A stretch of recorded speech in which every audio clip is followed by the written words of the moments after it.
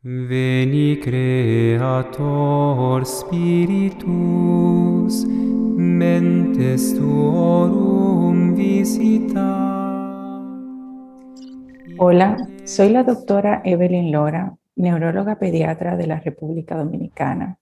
Le quiero dar las gracias por invitarme a participar en este congreso que lleva por título Semper Fidelis est Christus. El tema que me han pedido tratar es sobre la atracción al mismo sexo.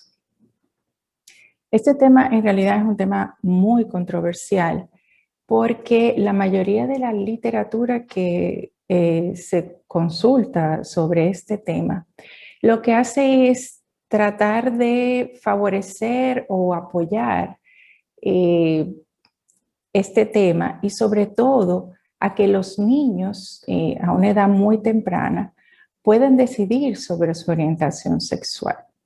Por esta razón, pues empecé a buscar información sobre lo que pasa con los niños que pueden tener una confusión en cuanto a su orientación sexual en relación a lo que es los daños físicos, emocionales y sociales que pudieran presentar estos niños en el futuro si no se manejan de una manera adecuada.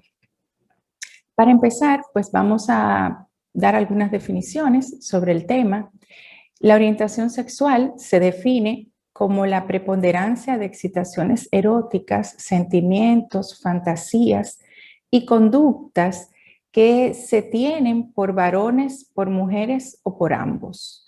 Y se divide en tres componentes, lo que es la atracción sexual, la conducta sexual y la identidad sexual. La atracción sexual se basa en la respuesta fisiológica y emocional de una persona frente a otra. Y la conducta sexual en los comportamientos y acciones observables de esta persona. La conducta sexual puede ser definida en un sentido más amplio, incluyendo besos, caricias, abrazos y actividades como citas diáticas, que no requieren contacto sexual físico alguno, pero que también son expresiones de interés sexual.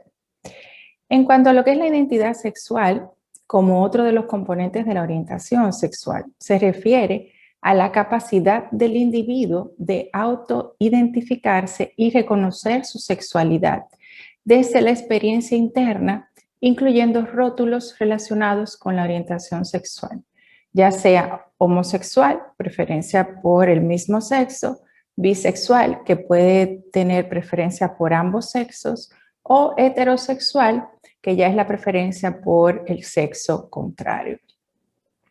Si nos podemos hablar un poquito de lo que es la estadística con relación a lo que es la prevalencia de elecciones, ya sea tipo homosexual o bisexual, a nivel internacional, bueno, se estima que alrededor de un 3.8% de la población en Estados Unidos pertenece a la comunidad LGTB.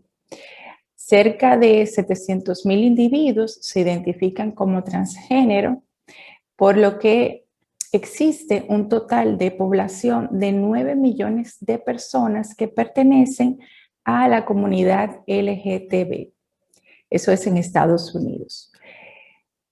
Se ha tratado de buscar la causa de por qué las personas pueden tener una orientación sexual hacia la homosexualidad, es decir, hacia el mismo sexo, su atracción hacia el mismo sexo.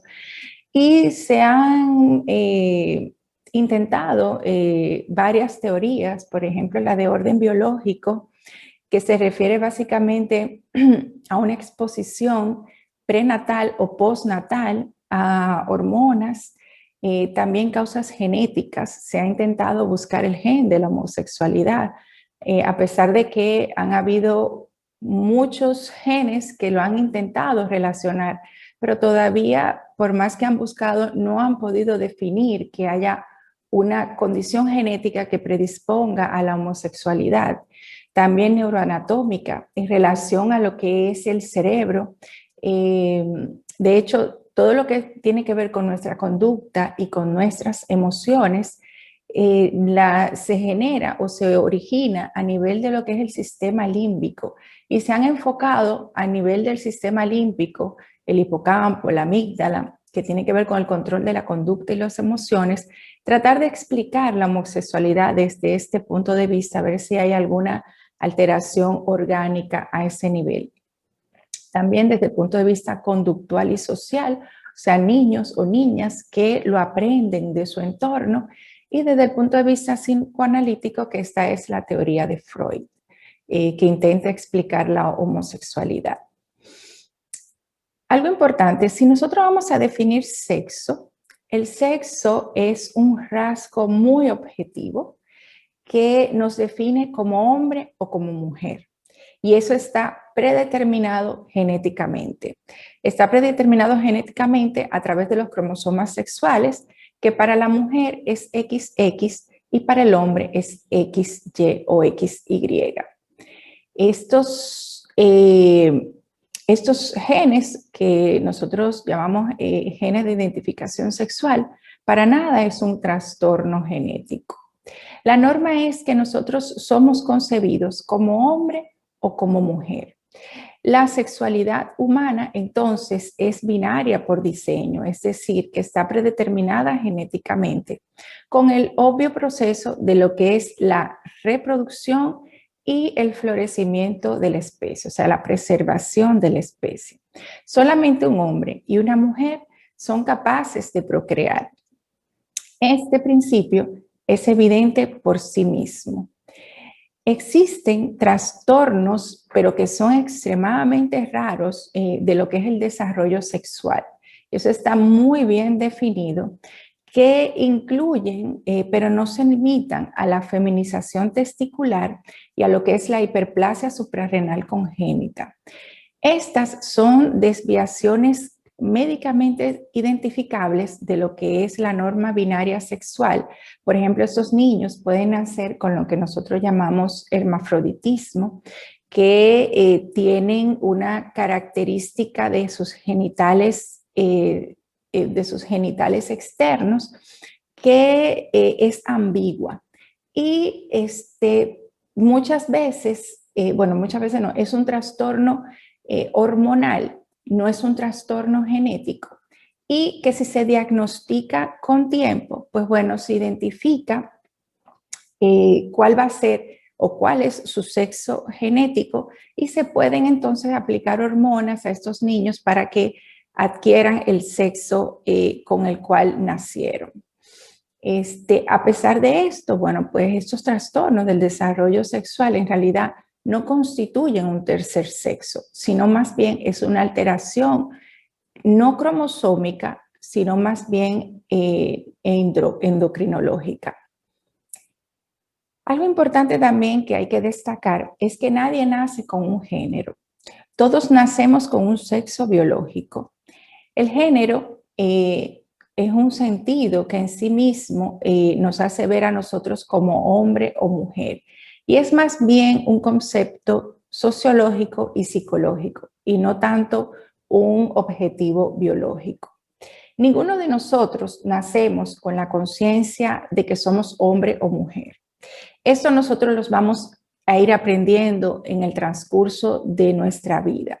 Esta conciencia se va a desarrollar con el tiempo y, como todos los procesos del desarrollo, puede ser encaminado de una buena manera o se puede descarrilar o desviar por percepciones subjetivas que pudiera tener el niño. También esto pudiera verse alterado por las relaciones y las experiencias adversas que pudieran tener estos niños desde una edad muy temprana. Y si no lo identificamos tempranamente, pues no vamos a poder ponerle tratamiento a esta situación. Las relaciones y las experiencias adversas que pueden ocurrir desde la infancia, pues pueden hacer que estos niños puedan tener una percepción errónea de lo que son ellos como entidad sexual y pudieran identificarse como que son del sexo opuesto o algún punto intermedio, pero aún así no forman lo que es el tercer sexo. biológicamente siguen siendo hombre o mujer. En este punto quiero detenerme un poquito porque los niños ahora mismo están siendo bombardeados de información sobre sexualidad que en muchas ocasiones está desvirtuada de la realidad. Ellos reciben información a través de lo que son las caricaturas y las series que ven a través de la televisión, con mensajes subliminales e incluso muchas veces estos mensajes son muy directos, con la finalidad de lavarles el cerebro y que ellos vean las relaciones homosexuales como normales. Hace unos años en nuestro país, en República Dominicana, se intentó introducir en las escuelas libros a nivel de educación primaria que como texto normalizaba esto de la ideología de género y de las parejas del mismo sexo. Y gracias a que la sociedad civil se opuso de una manera muy enérgica, estos libros tuvieron que ser retirados de nuestras escuelas.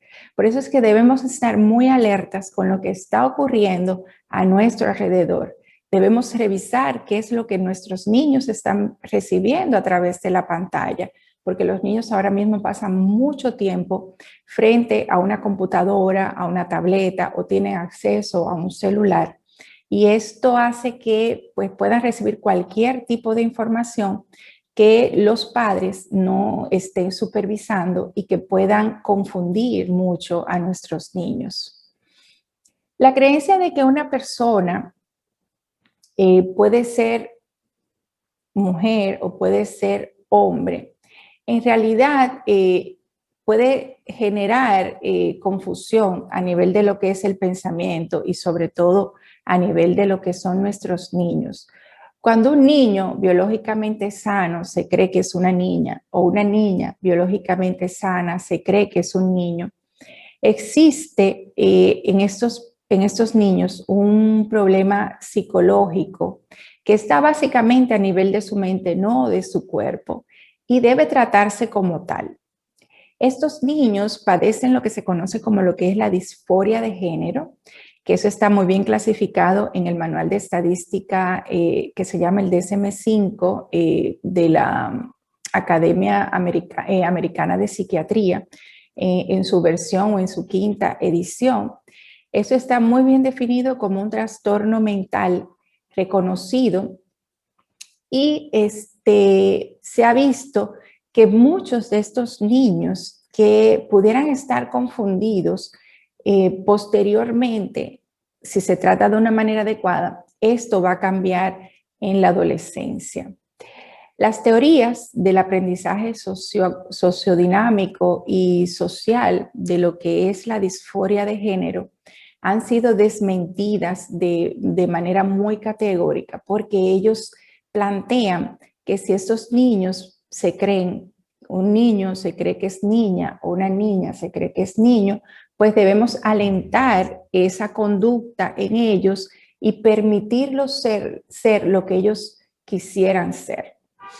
Algo importante es que el periodo de la pubertad, en el cual hay un cambio hormonal importante, o sea, ya los niños pasan de la infancia a la adolescencia e inicia lo que es la producción normal de hormonas sexuales, por ejemplo, los estrógenos en la mujer y la testosterona en el hombre, no lo podemos ver como una enfermedad. Y por ende, si nosotros empezamos a tratar a estos niños que tienen disforia de género con hormonas bloqueadoras de la pubertad, esto puede ser muy peligroso porque muchos de estos daños pueden ser reversibles o no. Y estas hormonas pueden bloquear lo que es la pubertad y pueden inducir a un estado de enfermedad. O sea, el hecho de que estos niños, al tú bloquearles la pubertad, o sea, no van a tener pubertad. Entonces, también vamos a ver que se inhibe el crecimiento y vamos a estar bloqueando la fertilidad de un niño biológicamente saludable. Y vamos a ver que ellos, con relación a sus compañeros, pues se van a quedar atrás. Son niños que le estamos bloqueando que se puedan desarrollar, tanto como niña o como adolescente mujer o adolescente hombre. Sus compañeros siguen en ese proceso del desarrollo y ellos se van quedando atrás. Y esto puede agregarle una comorbilidad adicional al trastorno que ya tienen estos niños. Según el DSM-5, que es este manual de estadística de la Academia de Psiquiatría Americana, el 98% de los niños y el 88% de las niñas que están confundidas con su género eventualmente van a aceptar su sexo biológico después de atravesar de manera natural el periodo de la pubertad. Los niños que utilizan los bloqueadores de la pubertad para pasarse al sexo opuesto van a requerir hormonas durante toda la adolescencia y esta combinación puede conducir a lo que es una esterilidad permanente y estos niños nunca van a poder concebir hijos de manera genética, ni aún tampoco a través de la reproducción artificial, porque le hemos bloqueado sus genitales internos, lo que son los testículos y lo que son los ovarios. Además, las hormonas de cambio de sexo, que son la testosterona y el estrógeno, están asociadas con riesgos peligrosos para la salud, incluyendo enfermedad coronaria, alta presión, formación de coágulos, accidentes cerebrovasculares, que nosotros comúnmente llamamos derrames cerebrales, pueden inducir a la diabetes y al cáncer, entre otras patologías. Hay un estudio que se realizó en Suecia en la comunidad LGTBI que estas personas que se le han hecho cirugías de reasignación de sexo son más propensas a suicidarse. Tienen una tasa de suicidio cerca de 20 veces más altas en adultos que esos que se cambian de sexo y los que usan hormonas para cambiarse de sexo tienen una mayor incidencia de suicidio, hasta 20 veces mayor que la población general. Entonces, nos hacemos una pregunta, ¿qué persona razonable y compasiva, un padre o una madre, condenaría a niños pequeños a tal destino, sabiendo que después de la pubertad, la gran mayoría de las niñas y los niños, eventualmente, si tienen disforia de género, van a aceptar su sexo con el cual nacieron y pueden alcanzar un estado físico y mental sano y normal? Entonces, es algo que tenemos que tener mucho en consideración. Otra cosa importante también es que se puede considerar hasta un abuso infantil condicionar a los niños en la creencia de que si le hacemos una suplementación química a través de hormonas o quirúrgicas cambiándolo al sexo opuesto, que eso es normal. Hay que apoyar que esta discordancia de género que pudieran ocurrir en algunos niños puede ser un periodo normal durante el desarrollo en una edad temprana de nuestros niños y que a través de una buena educación y políticas adecuadas, estos niños posteriormente van a terminar aceptando su sexualidad. Entonces, cuando vemos que existen clínicas para cambio de género y que se le administran medicamentos para suprimir la pubertad a niños pequeños que todavía no tienen la capacidad para discernir qué es lo mejor para ellos en ese momento y para el futuro, pues estamos cometiendo en cierto modo abuso contra estos niños porque no los estamos dejando ser. Y además los estamos condenando a que ellos de por vida tengan que utilizar un tratamiento hormonal que pudiera ser tóxico para ellos e incluso incluso causarles cáncer en la vida adulta. Cuando hablamos de disforia de género, como un trastorno del desarrollo sexual, que ya vimos que eso está muy bien clasificado en el DSM-5, precisamente en el DSM-5 habla sobre esas tasas de persistencia de la disforia de género desde la infancia a la adolescencia o incluso a la adultez. Se dice que en los niños nacidos varones, la persistencia ha oscilado en un 2.2 a un 30%, y en las nacidas mujer ha oscilado de un 12 a un 50%. Y cuando nosotros pues calculamos eso de manera matemática, pues podemos decir que aproximadamente el 98% de los niños que están confundidos por su género van posteriormente a aceptar su género con el cual, o su sexo, mejor dicho, con el cual nacieron. Igualmente las niñas, en un 88% de ellas que están confundidas por el género, pues posteriormente van a aceptar que son niñas. Entonces,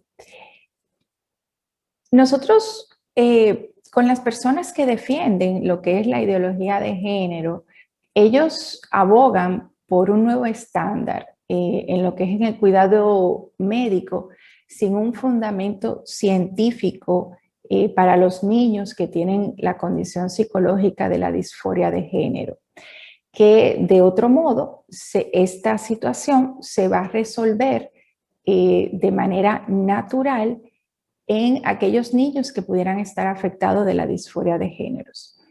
Estos ideólogos, afirman que los pensamientos de los niños son contrarios a lo que es su realidad física, y que la castración química de estos niños antes de la pubertad y utilizar medicamentos bloqueadores de la pubertad, que posteriormente van a causar infertilidad, un crecimiento atrofiado, una baja densidad ósea a nivel de, los huesos no van a tener la densidad adecuada y van a ser más proclive a tener osteoporosis en la vida adulta.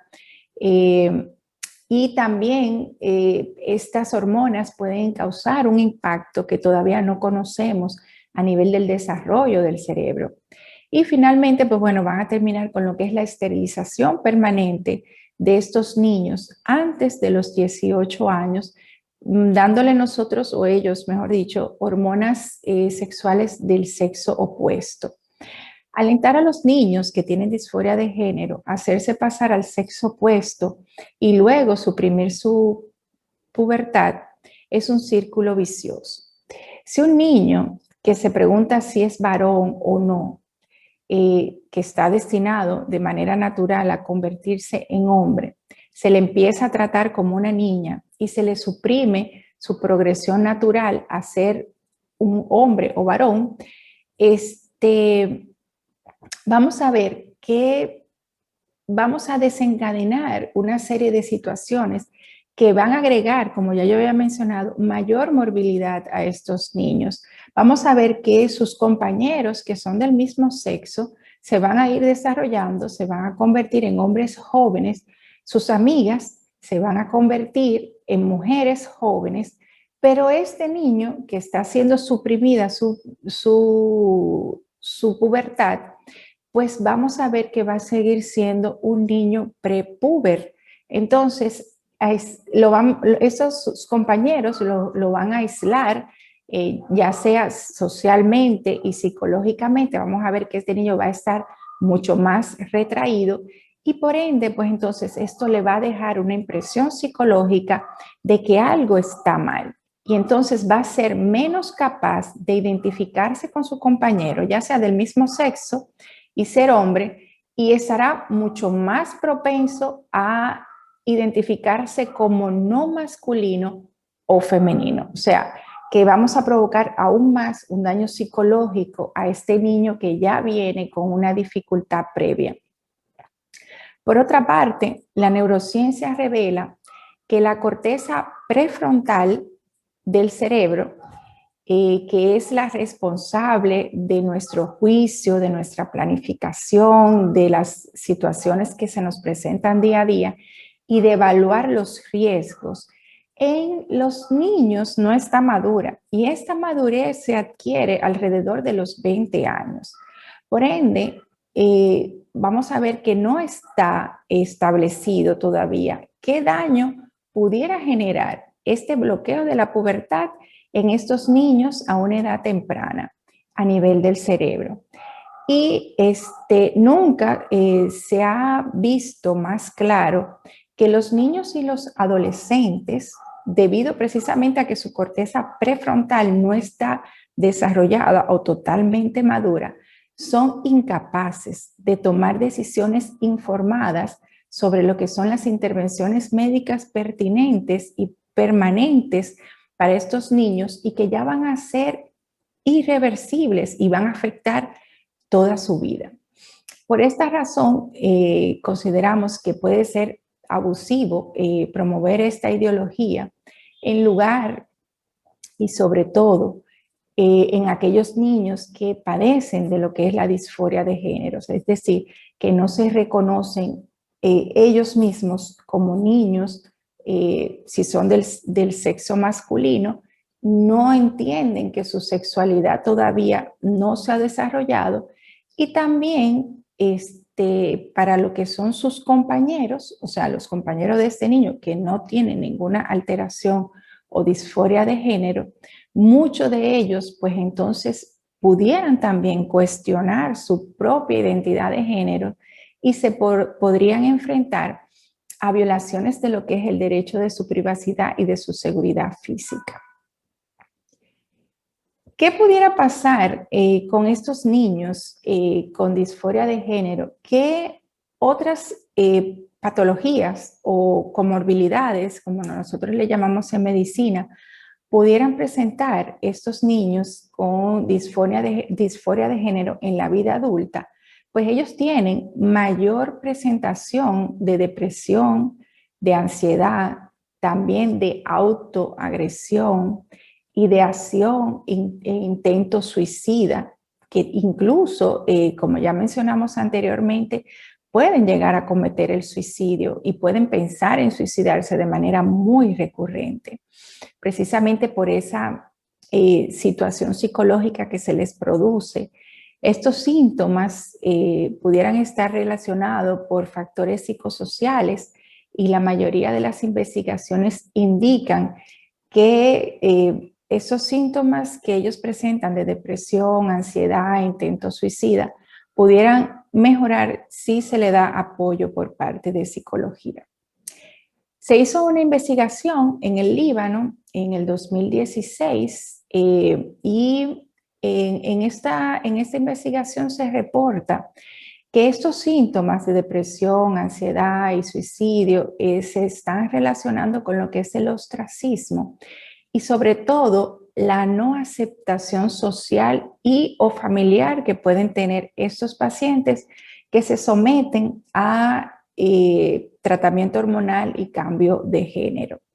Entonces, se ha visto que la prevalencia de lo que son también los trastornos alimenticios puede ser mayor en las personas que padecen disforia de género y también en los que tienen orientación homosexual. Es decir, que hay una serie de situaciones clínicas médicas que se van a asociar con problemas de lo que es la orientación sexual que pueden tener estos pacientes y sobre todo si se someten a tratamientos hormonales y a cambios de género por tratamiento quirúrgico.